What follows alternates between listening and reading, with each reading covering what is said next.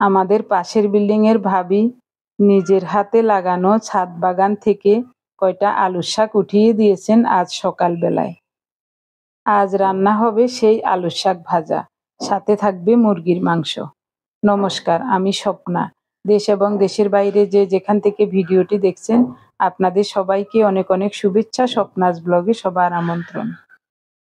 প্রতিবেশীদের সাথে সুসম্পর্ক থাকলে মন যেমন ভালো থাকে, মাঝে মাঝে কথাবার্তা বলা যায়, আর এই সব ছোটখাটো জিনিসগুলি আদান প্রদানের মধ্য দিয়ে সম্পর্কটা আরো গভীর হয়। সকাল 8টার দিকে 2-3 বার কলিং বেল বাজলো। আমি ভাবলাম কে আসলো আবার। ঘরের দরজা খুলে দেখি কেউ নাই। তখন বারান্দায় আসলাম। বারান্দায় এসেই দেখলাম যে ভাবি আমাকে দেখে হাসছেন। ওনার হাতে এক মুঠো আলুর শাক। উনি আমাকে বলছেন, আপনাকে তো দেখাই যাচ্ছে না, বারান্দার দরজা বন্ধ, তাই নিচে ছোট ছোট বাচ্চারা খেলা করছে, ওদেরকে বলেছি এত নাম্বার কলিং বেলটা চাপ দিতে, ওরাই কলিং বেল দিয়েছে, না হয়তো আপনি আসতেনও না। যাই হোক, আমি এসেই দেখি ভাবি হাতে মুঠোয় করে আলুর শাক উঠিয়ে দাঁড়িয়ে আছেন। আমাকে বলছেন, বৌদি আলুর শাক খাবেন? আমি বলছি আচ্ছা দেন। তো আমি নিজের জন্য উঠাচ্ছিলাম, ভাবলাম আপনাকেও একটু দেই। তো আমি বলছি কিভাবে দিবেন? উনি বলছেন 5-6 মিনিট পর আপনি একটু নিচে আসেন, আমিও নিচে আসছি আলুর শাক নিয়ে।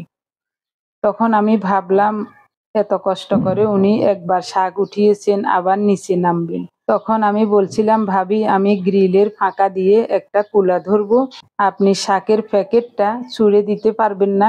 উনি বলছেন পারবো। ওভাবেই উনি শাকের প্যাকেটটা আমার কাছে ছুঁড়ে দিলেন, কুলাতে করে নিয়ে আসলাম। দেখুন আমার কাছে যে কি ভালো লাগছে। এখন মনে মনে ভাবলাম যে যদি তখন একটু ভিডিও করতাম, দৃশ্যটা দেখতে খুবই ভালো লাগতো। শাকের প্যাকেটটা হাতে পাওয়ার পরে আমার ভিডিওর কথাটা মনে পড়লো। দেখুন কত সুন্দর, কত সবুজ শাক, একেবারে অর্গানিক। সারাদিন রৌদ্র পড়ে, শাকের কালারটা কত সুন্দর। এই শাক আজ ভাজা করব। শাকগুলো বারান্দায় রেখে এদিকে আমি মাংসটা চুলার উপর বসিয়ে দিয়েছি। ভাবলাম শাকগুলো আপনাদেরকে দেখাবো, ভিডিও করব, তার জন্য এতক্ষণ আনি নাই, নিয়ে আসলাম। মাংসটার কি অবস্থা দেখি। সকালবেলায় ভিজিয়ে রেখেছিলাম মাংস, এরপরে নর্মাল হলে পরিষ্কার করে ধুয়ে মশলাপাতি সব মাখিয়ে সরিষার তেল দিয়ে একবারেই বসিয়ে দিয়েছি। অল্প তাপে একটু সময় নিয়ে ঢেকে ঢেকে কষিয়ে রান্না করব। প্রতিদিনের মতো নতুন একটি পর্ব সাজানোর প্রয়াস করছি। আমাদের ঘরোয়া রান্নাবান্না, খাওয়া দাওয়া, এইসব বাস্তব চিত্রগুলি নিয়ে আশা করছি আপনাদের সবার ভালো লাগবে। তাই অনুরোধ রইল পর্বটি প্রথম থেকে শেষ পর্যন্ত দেখুন। গত পরশুদিন ওনাকে ফোন করে বলেছিলাম যে আমাদের জমির ধানগুলি কি অবস্থা আছে একটু ভিডিও করে পাঠাতে, আমার প্রিয় মানুষদের সাথে একটু শেয়ার করব। উনি বলছেন আচ্ছা ঠিক আছে।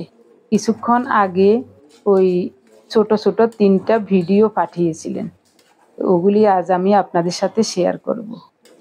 উনি বাড়ি গিয়ে কতটা পরিশ্রম করছেন দেখুন একবার। কতবার নিষেধ করেছি এত পরিশ্রম করার দরকার নাই, তারপরও কারো কথা না শুনে উনি চলে গেছেন বাড়িতে। উনি বলছেন এখানে বসে থেকে আমার কাছে বিরক্ত লাগছে, বাড়িতে একটু সামান্য জমির কাজ আছে, এই কাজটা আমি নিজেই করব। তো এখন উনি নিজেই করছেন, দেখাবো আপনাদের। এদিকে আমি পার্থর খাবারটা রেডি করে নিচ্ছি। মাংস হয়ে গেছে। 2টা শসা খোসা ছাড়িয়ে পরিষ্কার করে ধুয়ে কুচিয়ে নিয়েছি। একটা গাজর নিয়েছি। প্লেটটা ভরিয়ে সাজিয়ে দেব, যেন দেখেই চোখ ভরে যায়। চোখ ভরে গেলে মনও ভরে যাবে, তাহলে পেট ভরতে আর কোনো সমস্যা হবে না। যদিও ও বলছে মা আমার ক্ষুধা তেমন লাগে না, তারপরও আমি বলছি বাবা খেতে হবে, একবেলা হলেও এই ধরনের খাবার একটু চিবিয়ে চিবিয়ে খেতে হবে। উপর দিয়ে দিয়ে দিলাম কুচানো পেঁয়াজ আর ভেজে রাখা চীনাবাদাম। এখন দিচ্ছি সামান্য একটু হিমালয়া পিঙ্ক সল্ট। কয়টা গোলমরিচ গুঁড়ো করে রেখেছি, গোলমরিচের গুঁড়োটা ছড়িয়ে দিলাম। হয়ে গেল নিজেদের সাধ্যের মধ্যে দারুণ স্বাস্থ্যকর একটা খাবার। পার্থর ফ্যাট অ্যাডাপ্টেশন করা আছে আগেরই, 2-1 দিন পরেই ওর ক্ষুধা কমে গেছে, তার মানে এখন তার ফ্যাট বার্নিং হচ্ছে, তাই ক্ষুধা একেবারেই নাই।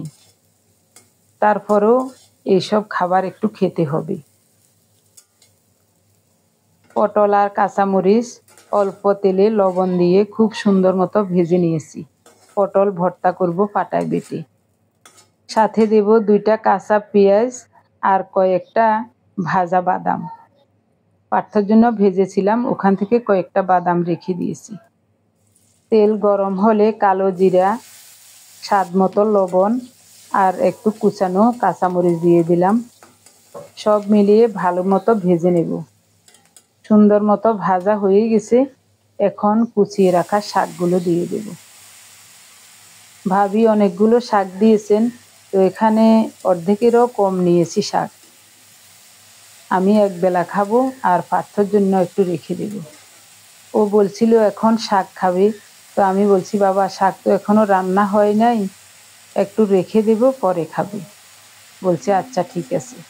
ও আবার এসব শাক খুবই পছন্দ করে, আলুর শাক। তবে আলুর শাক ডাল দিয়ে রান্না করলে ওর কাছেও খুব ভালো লাগে, আমাদের কাছেও ভালো লাগে।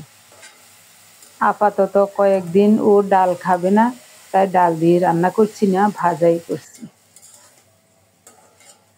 এটাও দেখতে খুব ভালো লাগছে, মনে হচ্ছে খুবই চমৎকার হবে। মুহূর্তে শাকটা গলে একেবারে ছোট হয়ে গেল। এখন ঢাকা দিয়ে 2 মিনিট রান্না করব। বেশিক্ষণ ঢাকা দিয়ে রাখবো না, তাহলে শাকের সবুজ আভাটা নষ্ট হয়ে যেতে পারে। 2 মিনিটের মতো ঢাকা দিয়ে রান্না করেছিলাম, খুব সুন্দর মতো রান্নাটা হয়ে গেছে, জলও শুকিয়ে গেছে। এখন নামাবো। আমাদের জমিটা দেখুন, প্রায় 25-30 দিন আগে রোয়া লাগানো হয়েছে। এই কয়দিনে ধান গাছগুলো অনেকটাই বড় হয়ে গেছে। এখন ধান গাছে আগাছা পরিষ্কার করে সার দিতে হবে, তার জন্যই উনি বাড়ি চলে আসছেন। শুধু এই জমিটাতে আগাছা হয়েছে, আরও 2টা জমিতে রোয়া লাগিয়েছেন, ওগুলাতে আগাছা হবে না, কারণ ওটাতে সব সময় জল থাকে। এই জমিতে জল থাকে না, তার জন্যই অনেক আগাছা হয়ে গেছে। ঢাকা থেকে যাওয়ার সময় কথা হয়েছিল লোক দিয়ে এই আগাছা পরিষ্কার করাবেন, কিন্তু বাড়ি গিয়ে উনি বলছেন আমি নিজেই করব। আমার ভাসুরের ছেলে বিপ্লব ও ভিডিও করে দিচ্ছে। কাকের আছে, ফোন আছে।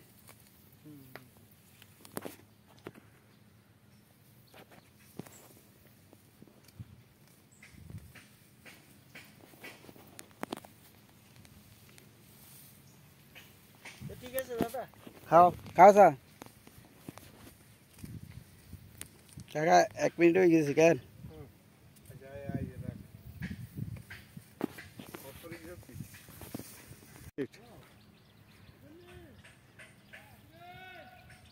এই আমার পৈতৃক জমি, আমি ভোগ দখলে আছি।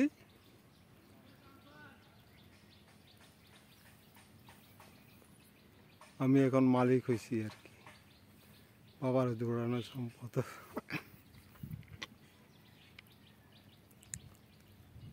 ওই দেখুন, বাবার জোড়ানো সম্পদ বলেই কেঁদে দিলেন। উনি বলছিলেন এই আমার পৈতৃক সম্পদ, আমার বাবার জোড়ানো জমি, আমি ভোগ দখলে আছি, এখন আমি মালিক হলাম। আমাদের বাড়িতে বর্তমানে 4 গৃহস্থ আছে। বাড়ির এবং বাইরের যা জায়গা সম্পদ আছে সবই আমার পূজনীয় শ্বশুর মশাইয়ের কেনা সম্পদ। উনি তখন বার্মা থাকতেন, অনেক কষ্টে নিজের রোজগারের টাকা দিয়ে এইসব জায়গা জমি কিনেছিলেন। এখানে এক দাগে 90 ডিসিম জমি আছে, এখন 4 ভাগ হয়েছে। 1 ভাগের মালিক আমরা। ওদিকে আরও আছে। পরবর্তীতে উনিও কিছু জায়গা কিনেছিলেন, প্রায় 35-40 ডিসিমের মতো হবে, তবে সারা জীবন ঢাকা শহরে থাকলেও ওনার খুব ইচ্ছা বাড়ি এসে কাজ করার, এইসব চাষবাসের কাজগুলি করার। কিন্তু আমাদের কারোরই ইচ্ছা নাই উনি বাড়ি এসে এইসব কাজগুলি করুক। মাংস খেতে ইচ্ছে করে না, মন চাইলে পরে নেব একটু। এইমাত্র আমার এক প্রিয় দিদিমণির সাথে কথা বললাম। ওনার নাম দেবশ্রী সমদ্দার। অনেকদিন যাবৎ উনি আমার সাথে কথা বলতে চাইছিলেন, এখন কথা বললাম, খুব ভালো লাগলো।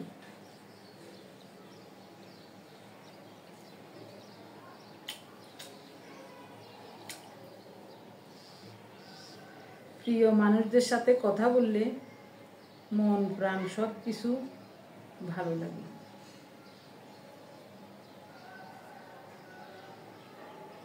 উনি সব সময় আমাদের ভিডিও দেখেন, যেদিন ভিডিও দিতে একটু দেরি হয় উনি আমার ভিডিও খোঁজেন। এখন বললো কিছুক্ষণ আগে।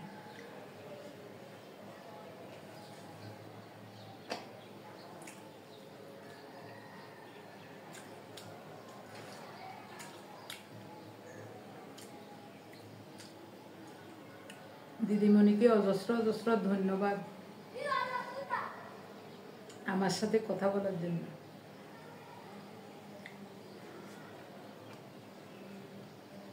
শাক ভাজাটাও খুবই ভালো হয়েছে, যেমন বাদাম ভর্তা তেমন শাক ভাজা। গতকালের একটু পেঁপে ডাল আছে। এরকম বাদাম ভর্তা হইলে আমার আর কিচ্ছু লাগে না, এটা দিয়ে ভাত খেতে ভালো লাগে। আজকে করলাম পটল ভাজা দিয়ে। এখন দিনের 4:30 বাজে, দুপুরের খাবার খেতে বসলাম। ইচ্ছা করেই একটু দেরি করে খাচ্ছি, ভাত বেড়ে নিয়েছি। এমন সময় আমার একজন খুবই প্রিয় দিদিমণি দেবশ্রী সমদ্দার ফোন করেছিলেন। ওনার ফোন পেয়ে আমি তো অবাক হয়ে গেছি।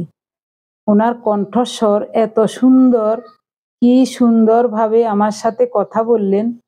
তো আমি বলছিলাম, দিদিমণি আমাদের বাসায় আসেন। উনি বলছেন যাব তো অবশ্যই, তবে আজ নয়, অন্য আরেক দিন। এ কথা শুনে আমি খুব খুশি হয়েছি। দিদিমণির সাথে প্রায় 6-7 মিনিটের মতো কথা বলেছিলাম। আমার কানে যেন এখনো বাজছে ওনার কণ্ঠস্বর। কত ঠান্ডা, কত মায়াবী কণ্ঠস্বর। উনি আরো বলছিলেন, দিদি আপনার ভিডিওগুলি দেখতে আমার কাছে খুবই ভালো লাগে, বিশেষ করে আপনাদের গ্রামের বাড়ির ভিডিওগুলি আমার কাছে বেশি ভালো লাগে। আমি সব সময় অপেক্ষায় থাকি কতক্ষণে আপনার ভিডিও আসবে। যেদিন ভিডিও দিতে একটু দেরি হয় সেদিন আমি খোঁজাখুঁজি করি আপনার ভিডিওগুলি। আরো অনেক অনেক মনের কথা, প্রাণের কথা হয়েছে। কি যে ভালো লেগেছে দিদিমণির সাথে কথা বলে। উনি জিজ্ঞাসা করছিলেন আমি ভাত খেয়েছি কিনা। যখন বললাম দিদিমণি এখনো খাইনি, তখনই উনি বললেন, তাহলে আজ আর কথা বলবো না, আপনি ভাত খান, পরে আরেকদিন ফোন দেব, তখন কথা হবে। আবার যখন আসবো তখন অবশ্যই আমি আপনাদের সাথে দেখা করে যাব।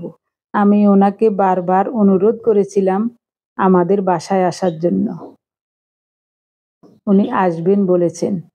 এখন থেকে আমার কাছে অনেক আনন্দ লাগছে। আমার আরেকজন প্রিয় দিদিমণি শিখা সিনহা রয়, কলকাতা থেকে। উনিও সব সময় আমাদের ভিডিও দেখেন সেই প্রথম থেকেই। ওনার সাথে মাঝে মাঝে আমার ফোনে কথা হয়। ওনাকেও বলছিলাম আমাদের বাংলাদেশে আসার জন্য। উনি বলছেন এই বছর আর যাওয়া হবে না, আগামী বছর অবশ্যই আমি তোমাদের সাথে দেখা করতে বাংলাদেশে যাব। শুনে আমার মনটা আনন্দে ভরে গেল। দুই দিদিমণিকে জানাই অজস্র অজস্র ধন্যবাদ, অভিনন্দন এবং কৃতজ্ঞতা। এখন বলবো প্রিয় ভাই বোন, বন্ধু স্বজন আপনাদের নামগুলো। ফেসবুক এবং ইউটিউবে গতকালের ভিডিও দেখে যারা কমেন্টস করেছিলেন আমি আপনাদের সবার নাম খাতায় লিখে নিয়েছি। প্রথমেই লিখেছি সুমন্তরা সেনাপতি, বিভা সেন গুয়াহাটি আসাম থেকে, সংযুক্তা বড়ুয়া লাইফস্টাইল উইথ পলি, শিউলি দত্ত কোচবিহার থেকে, মিনতি সিনহা, তারা প্রসন্ন মুখার্জি পশ্চিমবঙ্গের ইন্ডিয়া থেকে, মধুমিতা মণ্ডল ইন্ডিয়া থেকে, মনিকা সাহা, রীনা কর্মকার, রীতা নাগ আসাম গুয়াহাটি থেকে, কাবেরী রয়, নিশাদ কলিয়ান ঘোষ কলকাতা থেকে, অনিমা বোস রাঁচি থেকে, বনানী ব্যানার্জি মুর্শিদাবাদ থেকে, মলি দাস কানাডা থেকে, রানু বেগম ইতালি থেকে, রীনা মুখার্জি আলপনা সিংহ রয়, শিবানী ভৌমিক ময়মনসিংহ থেকে, সিলেটি রান্নাঘর শিখা সিনহা রয় কলকাতা থেকে, লক্ষ্মী হালদার, জবা সাহা দক্ষিণ 24 পরগনা ভারত থেকে, বরিশালের আপা অর্পিতা নাথ, প্রতিমা রানী নাথ, বিথি বসাক। আপনাদের সবাইকে জানাই অজস্র অজস্র ধন্যবাদ, অভিনন্দন এবং কৃতজ্ঞতা। আপনারা সবাই খুব সুন্দর এবং গঠনমূলক কমেন্টস করে আমাকে ধন্য করেছেন। সেই সাথে আজকের পর্বটিও কেমন লেগেছে কমেন্টস করে জানাতে ভুলবেন না। সবাই ভালো থাকুন, সুস্থ থাকুন, দেখা হবে আগামী পর্বে। ধন্যবাদ সবাইকে।